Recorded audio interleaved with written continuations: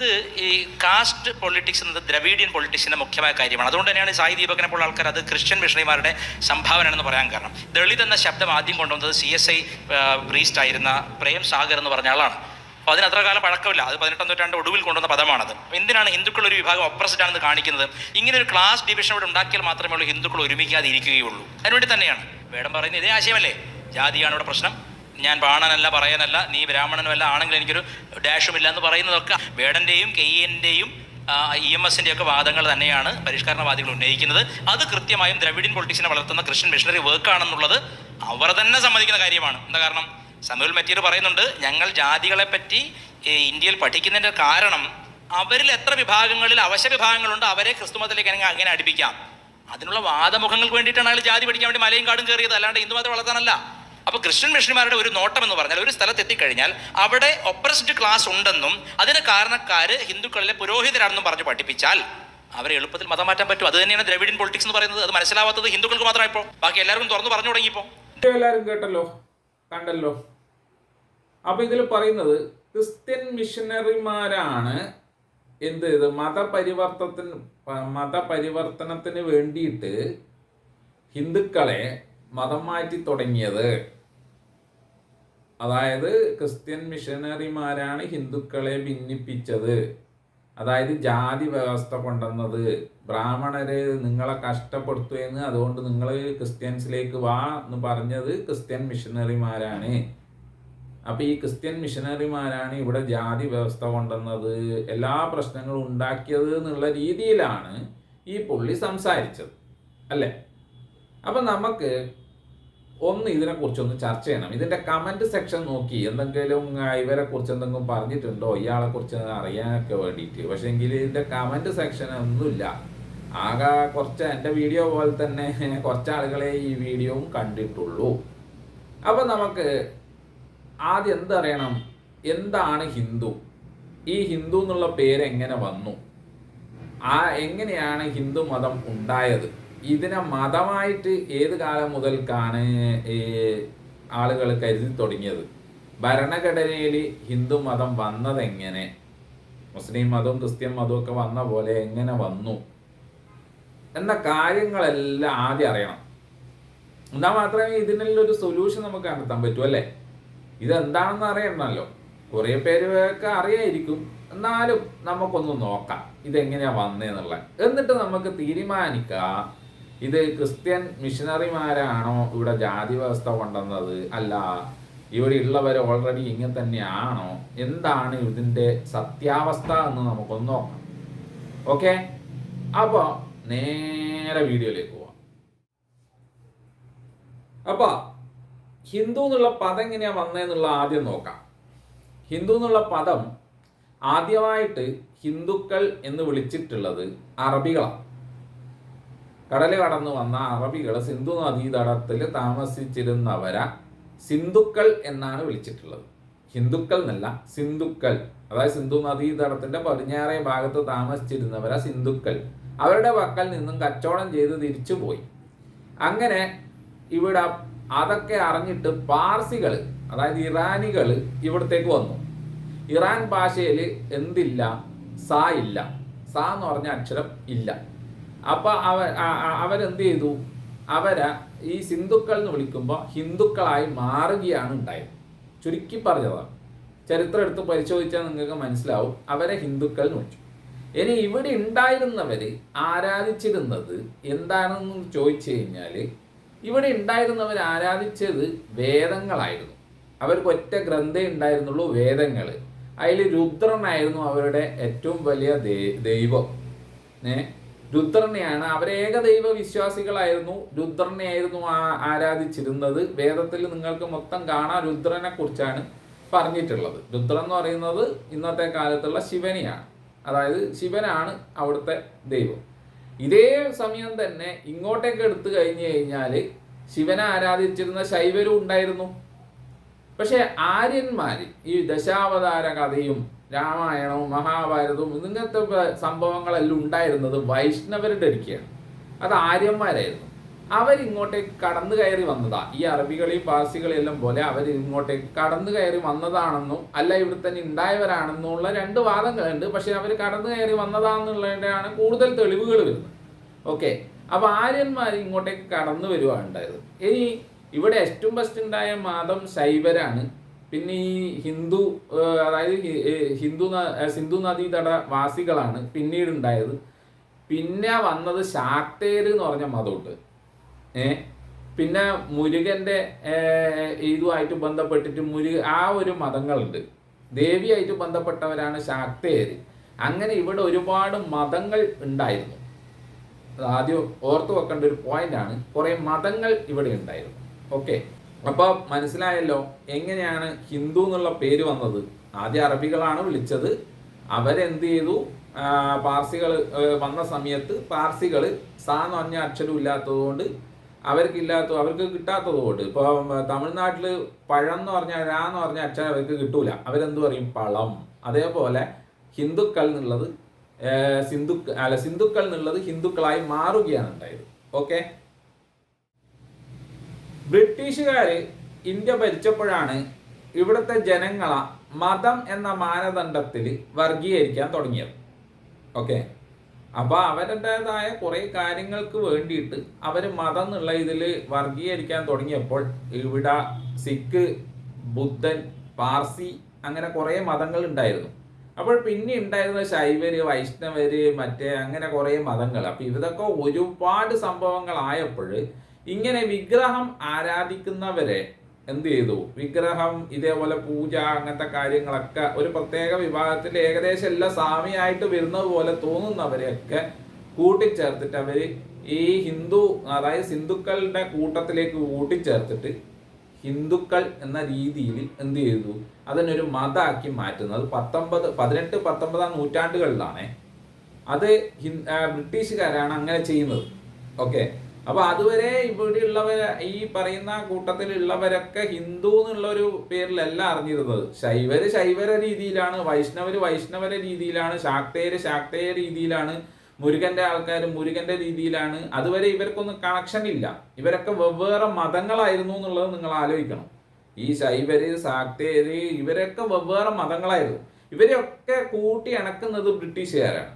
എന്നിട്ട് ഹിന്ദുക്കൾ എന്നുള്ള ഒറ്റ പേരിൽ വിളിക്കാൻ തുടങ്ങിയത് മാത്രമല്ല, ഭരണഘടനയിൽ അവരുടേതായ കാര്യങ്ങൾ ചെയ്യാൻ വേണ്ടിയിട്ട് അവരെ ഒറ്റ ഇതാക്കിയിട്ട് മാറ്റുകയാണ് ചെയ്തത്. ഓക്കെ, മനസ്സിലായി എന്ന് പ്രതീക്ഷിക്കുന്നു. ഭരണഘടന രൂപീകരിക്കുന്ന സമയത്ത് ബംഗാളിലുള്ള ആര്യ സമാജ്, ബ്രാഹ്മസഭ ഇവരൊക്കെ പിന്നെ ഇന്ത്യൻ ഭരണകർത്താക്കളും കൂടിയിട്ട് ഇവരുടെ ആവശ്യപ്രകാരം ഈ ഇങ്ങനെയുള്ള ഈ ഹിന്ദു മതത്തിലുള്ള കുറെ ആദിവാസി സമൂഹങ്ങളൊക്കെ ഉയർത്തെഴുന്നേറ്റ് വന്നിട്ടുണ്ടായിരുന്നു ആ സമയത്തൊക്കെ. അങ്ങനെയുള്ളവരെയൊക്കെ കൂട്ടിച്ചേർത്തിട്ട് ഒറ്റ മതമായി പ്രഖ്യാപിക്കണം. ഭരണഘടനയിൽ അതിനുള്ള ഹിന്ദു ആക്ടുകൾ, മാരേജ് ആക്ട്, ഇതൊക്കെ നിങ്ങൾ കേട്ടിട്ടുണ്ടാവും. അങ്ങനെയുള്ള നിയമവശങ്ങളും കൂടി ചേർക്കണം എന്ന് വാദിച്ചപ്പോഴാണ് ഇവര് ഈ സ്വാതന്ത്ര്യാനന്തര ഇന്ത്യയിൽ ഈ ഹിന്ദു മതം എന്നുള്ളൊരു മതമായിട്ട് അത് രൂപപ്പെടുന്നത്. ഔദ്യോഗികപരമായിട്ട് അതൊരു മതമാവുകയും അതിൻ്റെ കാര്യങ്ങൾ, ഹിന്ദുക്കളുടെ അവകാശം, സംരക്ഷണം, സെൻസസ് അങ്ങനത്തെ കാര്യങ്ങൾക്കൊക്കെ വേണ്ടിയിട്ട് ഭരണഘടനയിൽ സ്ഥാനം വരുന്നത് സ്വാതന്ത്ര്യം കിട്ടിയതിന് ശേഷം ഭരണഘടന രൂപീകരിക്കുമ്പോൾ ബ്രാഹ്മസഭ, ആര്യ സമാജ് ഇതൊക്കെ ബംഗാളിലുള്ള ഉണ്ടായതാണ്. ബംഗാളിലുള്ള ആൾക്കാർ അങ്ങനെ വാശി പിടിച്ചതിന് ശേഷമാണ് ഇതൊരു മതമായിട്ട് ഔദ്യോഗിക, അതായത് ഭരണഘടനയിൽ വരുന്നത്. അതുവരെ ബ്രിട്ടീഷുകാരുടെ ഈ ലിസ്റ്റിൽ സെൻസസ് എടുക്കാനും അവരുടെ ഭൂമിയായിട്ട് ബന്ധപ്പെട്ട കാര്യങ്ങൾ, അങ്ങനത്തെ കാര്യങ്ങൾക്കൊക്കെ വേണ്ടിയിട്ട് അവരെ ഭരണം ഈസിയാക്കാൻ വേണ്ടി മാത്രമാണ് ഇവരെ ഹിന്ദുക്കൾ എന്ന് വിളിച്ചുകൊണ്ടിരുന്നത്. ഇന്ത്യ സ്വാതന്ത്ര്യമായതിനു ശേഷം, സ്വാതന്ത്ര്യം നേടിയതിനു ശേഷം ഭരണഘടന രൂപീകരിക്കുമ്പോൾ ബംഗാൾ ഇല്ല, അതുവരെ ബംഗാളിലുള്ള ആര്യ സമാജ്, ബ്രഹ്മസഭ ഇവരൊക്കെയാണ് ഭരണഘടനയിൽ വരുന്നത്. അതുവരെ ഇവരൊക്കെ വേർതിരിഞ്ഞ് പല രൂപത്തിൽ ജീവിച്ചവരായിരുന്നു. ഈ ഹിന്ദുക്കൾ ഇന്ന് പറയുന്ന ആൾക്കാർ പല രൂപത്തിൽ ജീവിച്ചവരായിരുന്നു. അതിലെ ഈ വൈഷ്ണവർ ആ കൂട്ടത്തിലാണ് ജാതി വ്യവസ്ഥ ഉണ്ടായിരുന്നത്. ആദ്യം അത് ഓർക്കേണ്ട ഒരു കാര്യമാണ്. ജാതി വ്യവസ്ഥ ഉണ്ടായിരുന്ന ഒറ്റ മതം വൈഷ്ണവരുടെയാണ്. അതായത് തൊഴിലിനെ അടിസ്ഥാനമാക്കിയിട്ട് പല വിഭാഗമായിട്ട് തിരിച്ചിട്ട്, അതായത് ജാതി എന്ന് പറഞ്ഞാൽ പല വിഭാഗമായിട്ട് തിരിച്ചിട്ട് അവർ ഭരിച്ചിരുന്നത് വൈഷ്ണവരുടെ കാലഘട്ടത്തിലാണ്. വൈഷ്ണവരുടെ കൂട്ടത്തിലാണ് ഈ 30 കോടി ദൈവങ്ങൾ എന്നൊക്കെ പറയുന്ന സംഭവങ്ങളെല്ലാം വരുന്ന വൈഷ്ണവരുടെ ഇതിലാണ്. അല്ലാതെ ബാക്കിയുള്ള മതങ്ങളിലൊന്നും ഈ ഒരുപാട് ദൈവങ്ങളൊന്നുമില്ല. ഒറ്റ മതം സ്വീകരിച്ചിട്ട്, അല്ലാതെ ഒറ്റ ദൈവത്തിൽ വിശ്വസിച്ച് ജീവിച്ചു പോന്നവരായിരുന്നു ബാക്കിയുള്ള മതങ്ങൾ. ശൈവരായാലും മറ്റേ ശാക്തേയരായാലും ഒറ്റ ദൈവ വിശ്വാസികളായിരുന്നു. അതിൽ വൈഷ്ണവർക്കാണ് ഇപ്പോൾ ഒരുപാട് ദൈവങ്ങൾ കാണുന്നതിന് എല്ലാവരും പിടിച്ച് ദൈവമാക്കിയിട്ടുണ്ടായിരുന്നു. ഇതെല്ലാം കൂടെ ഒറ്റ മതമായി വന്നപ്പോഴേക്ക് ഈ ദൈവങ്ങളെല്ലാം, ഈ പറയപ്പെടുന്ന ദൈവങ്ങളെല്ലാം ഈ മതത്തിലേക്ക് കയറി വരുമായിരുന്നത്. ചാത്തനും മറ്റേ രണ്ടാളനും ഗുണ്ടാളനും പാമ്പും പക്ഷിയും പഴുതാരി എല്ലാം ദൈവമായിട്ട് ഇതിൻ്റെ അകത്തേക്ക് കയറി വന്നു. അങ്ങനെയാണ് ഈ മതം ഇങ്ങനെ ഇന്ന് കാണുന്ന രൂപത്തിലേക്ക് വന്നത്. ഇനി പറയാൻ പോകുന്നതാണ് ഈ വീഡിയോയിലെ കണ്ടന്റ്. ഈ വീഡിയോയിലെ കണ്ടന്റ് എന്താണ്? ക്രിസ്ത്യൻ മിഷനറിമാരാണ് ജാതി വ്യവസ്ഥ ഉണ്ടാക്കിയത്. മറ്റേ അങ്ങനെയാണ് വാൽമീകി, മറ്റേ കൃഷ്ണൻ, ഇവരൊക്കെ വേറെ ജാതിയല്ലേ, എന്നിട്ട് ഇവരെല്ലാം ഇതൊന്നും ആ മതത്തിൽ ഉണ്ടായതല്ല. വൈഷ്ണവര മതത്തിൽ ജാതി വ്യവസ്ഥ ഉണ്ടായിരുന്നു. ആ മതത്തിൽ ഈ പീഡനവും ഇതുമെല്ലാം സഹിച്ചുകൊണ്ട് നിന്ന് ഇവരൊറ്റ മതായതിനു ശേഷം ഇവരതേപോലെ തുടർന്നു പോന്നു. ഇവർക്കൊന്നും സ്വാതന്ത്ര്യം കിട്ടിയിരുന്നില്ല. അത് ക്രിസ്ത്യൻ മിഷനറിമാർ ഉണ്ടാക്കിയ കഥയൊന്നല്ല.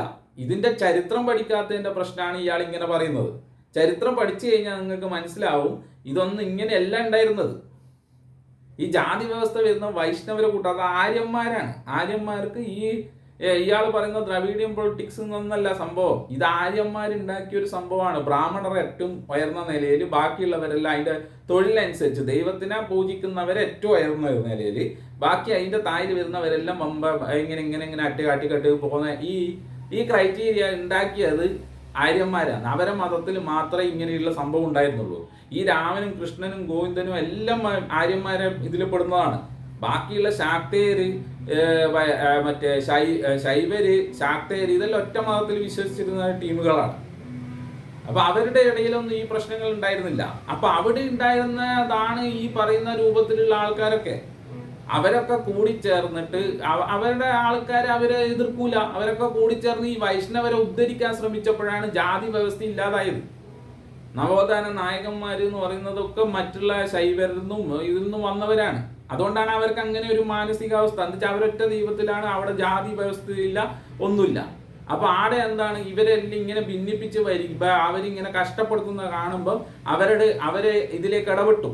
എന്നിട്ട് അവരോട് ചണ്ട കൂടാൻ തുടങ്ങി. ഇങ്ങനെ പാടില്ല, ഇവരെ കഷ്ടപ്പെടുത്താൻ പാടില്ല, ഇവരും മനുഷ്യരാണ്, ഇവർക്കും ജീവിക്കാനുള്ള ഇവിടെ അവകാശമുണ്ട്, എല്ലാ തരത്തിനും വെള്ളത്തിന് അവകാശമുണ്ട്, മറ്റേ ഭക്ഷണത്തിന് നിങ്ങൾ കഴിക്കുന്ന പോലെ ഭക്ഷണത്തിന്, നല്ല ആരോഗ്യപരമായ ഭക്ഷണത്തിന് അവകാശമുണ്ട്, ചികിത്സക്ക് അവകാശമുണ്ട്. ഇങ്ങനെയൊക്കെ പറഞ്ഞ് സമരം ചെയ്തും അങ്ങനെ കുറെ കാര്യങ്ങൾ ചെയ്തിട്ട് തന്നെയാണ് ഇവിടെ നേടിയെടുത്തിട്ടുള്ളത്. അല്ലാതെ ഇയാൾ പറയുന്ന പോലെ ക്രിസ്ത്യൻ മിഷന്, അതിനിടയ്ക്ക് ക്രിസ്ത്യൻ മിഷനറിമാരും വന്നിട്ടുണ്ടായിരുന്നു. എന്താ വെച്ചാൽ ഇങ്ങനെ ഭിന്നിപ്പിച്ച് കഷ്ടപ്പെടുന്നവരെ അവരെന്ത് ചെയ്തിട്ടുണ്ട്, അവരുടെ കൂട്ടത്തിലേക്ക് എടുത്തിട്ടുണ്ട്. അത് അവരുടെ കഴിവ്. അതിന് ഈ ഹിന്ദു എന്ന് പറയുന്ന ഈറ്റങ്ങൾ എന്ത് ചെയ്യണ്ടായിരുന്നു? ഈ ബ്രാഹ്മണന്മാർ ഇവരൊക്കെ ആദ്യമേ ഇവരെ നന്നായിട്ട് നോക്കണമായിരുന്നു. ഒന്ന് അവരങ്ങോട്ട് പോവുമായിരുന്നു, അവര് മതം മാറി പോകില്ലായിരുന്നു. ഇപ്പോഴിതെല്ലാം കഴിഞ്ഞിട്ട് ഇരുന്നിട്ട് ക്രിസ്ത്യൻ മിഷനറിമാര് വന്നിട്ട് നമ്മളെ കുറേ ആളുകളെ, ഹിന്ദുക്കളെ പിടിച്ചിട്ട് മതം മാറ്റി കൊണ്ടുപോയി അവര് ഭൂമികളെല്ലാം കൈയടക്കി. ഇവര് ഭൂമികളൊക്കെ എന്താ ചെയ്തത്? ഇവിടെ ഉണ്ടായിരുന്ന ഭൂമികളൊക്കെ ഇവര് ശരിക്ക് നോക്കിയിരുന്നോ? അവര് വന്ന് കൃഷി ചെയ്ത് കുറെ കാര്യങ്ങൾ എടുത്ത് ഇവരെ ഇങ്ങനെയുള്ളവരെയൊക്കെ അവരെ കൂട്ടത്തെ കൂട്ടി കൃഷി പഠിപ്പിച്ച് അവര് നല്ല രീതിയിൽ ജീവിക്കാൻ തുടങ്ങി. അപ്പൊ അവരുടെ ഭൂമിയെല്ലാം അവരുടേതായി. അമ്പലങ്ങളുടെ എല്ലാം ഗവൺമെന്റ്, ഇവരെ അമ്പലങ്ങളൊന്നും മര്യാദയ്ക്ക് നോക്കിയിട്ട് പോലും ഇല്ല. ഇവരുടെ അമ്പലങ്ങളെല്ലാം പൊട്ടിപ്പൊളിഞ്ഞ് വീഴാറായപ്പോൾ ഇതിനെ ഒരു പൈതൃക പണ്ട് കാലം മുതലേ ഉണ്ടായ ഒരു സംസ്കാരവും കാര്യങ്ങളല്ലേ, ഇതിനെല്ലാം സംരക്ഷിച്ച് വെച്ച് കഴിഞ്ഞാൽ പല ടൂറിസ്റ്റുകളും വന്ന് കണ്ടോളുമല്ലോ എന്ന് വിചാരിച്ചിട്ട് പല അമ്പലങ്ങളിൽ നിന്ന് പൂജയൊന്നുമില്ല, വെറുതെ ടൂറിസ്റ്റുകൾക്ക് കാണാൻ വേണ്ടി മാത്രം കെട്ടി ഗവൺമെന്റ് അതുപോലെ നിർത്തിയിട്ടുണ്ട്. എന്തുകൊണ്ടാണ് അങ്ങനെ വന്നത്? പല അമ്പലങ്ങളിലും പ്രതിഷ്ഠ ഉണ്ടെങ്കിലും പൂജ കാര്യങ്ങളൊന്നും ഇപ്പോഴും ഇല്ല പല സ്ഥലങ്ങളിലുള്ള അമ്പലങ്ങളിൽ. എന്തുകൊണ്ടാണ് അങ്ങനെ? ഈ ഗവൺമെന്റ് ഇതേപോലെ കെട്ടി ഇവര് ഒന്നും തിരിഞ്ഞു നോക്കാതെ നഷ്ടപ്പെടുത്തി കളഞ്ഞ സാധനങ്ങൾ ഗവൺമെന്റ് ടൂറിസത്തിന് വേണ്ടി മാത്രം കെട്ടി ഉയർത്തിയിട്ട് നിങ്ങൾ കണ്ടിട്ടുണ്ടാകും ഗോൾഡൻ ടെമ്പിളും മറ്റേതും മറിച്ചതും ഒക്കെ ആയിട്ട് ഇങ്ങനെ അത് ഗവൺമെൻറ് പരിപാലിക്കുക ടൂറിസ്റ്റുകൾക്ക് വരാൻ വേണ്ടിയിട്ട്. ഇവർ നോക്കാത്തത് കൊണ്ടാണ്. എന്നിട്ട് ഇപ്പോഴും വന്നിട്ട് ഈ മാധ്യമങ്ങളെ മുമ്പിലും ഒക്കെ വന്നിട്ട് ഈ ക്രിസ്ത്യൻസ് ആണ് ഇതൊക്കെ നശിപ്പിച്ചത്, മുസ്ലിംസ് ആണ് ഇതൊക്കെ നശിപ്പിച്ചത്. എന്തിനു വെറുതെ ഈ ഇതൊക്കെ ഇവരിങ്ങനെ അറിവില്ലാത്തവരുടെ മനസ്സിൽ ഇതാക്കിയിട്ട് വോട്ട് നേടണം BJPക്ക്. അതിനു വേണ്ടി മാത്രമാണ്. ചങ്കൂറ്റുള്ള നട്ടല്ലുള്ള തുറന്നു പറയും. അയാൾ പറയുന്ന പോലെ നട്ടലുള്ളതല്ല, വളഞ്ഞ നട്ടല്ലല്ല, നട്ടലുള്ള തുറന്നു പറയും. ഇവർക്ക് വോട്ട് പിടിക്കണം ഇടാ. അതിന് വേണ്ടിയിട്ട് പുതിയ കഥ മെനഞ്ഞെടുക്കുവാണ് ഇവിടുത്തെ ആൾക്കാർ. അല്ല നിങ്ങൾ പറ, ചരിത്രം പഠിക്കും, നിങ്ങൾ ചരിത്രം പഠിച്ചിട്ട് നോക്ക്, എന്നാൽ നിങ്ങൾക്ക് മനസ്സിലാവും ഇവിടെ ഇതൊന്നല്ല സംഭവിച്ചിട്ടുള്ളത്. ഉള്ളത് പറയുമ്പോൾ ഉള്ളതിനാ മാറ്റിമറിച്ച് പറയാൻ ഇവർക്ക് ഭയങ്കര കഴിവാണ്. അതാണ് ഈ കണ്ടത്. അപ്പോൾ നിങ്ങൾക്ക് ഇത് പറയുന്നത് മനസ്സിലായിട്ടുണ്ടാവുമെന്ന് പ്രതീക്ഷിക്കുന്നു. അപ്പോൾ മറ്റൊരു വീഡിയോയിൽ വീണ്ടും കാണാം. നന്ദി, നമസ്കാരം.